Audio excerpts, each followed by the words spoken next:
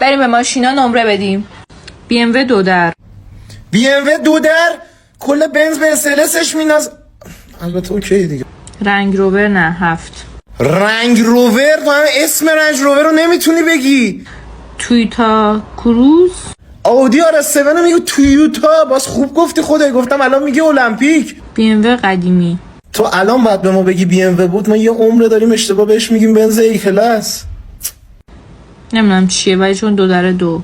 طراحی آیت BMW زبان زده کل جهان. بهش میگن سفینه. مرسی که به خاطر 2 دریش گذاشتیش تو 2. مزدا قدیمی نه. مزدا چیه قربونت برم؟ این سمند سورنه جلو پنجره BMW روش انداختن شبیه مزدا شده. این چیه؟ لامبورگینی اونتادور. این چیه؟ خودت و خاندانت کلیاتون رو بفروشید یه چرخشو نمیتونید بگیری.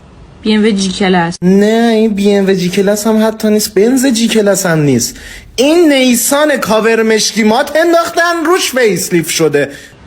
فراری جی کلاس. ما که میدونیم اون پژو فارس کف قاباقه بلا. X33 آشغال. آخ گفتی خواهر مینی کوپر اصلا این سری X33 شو که زد رید.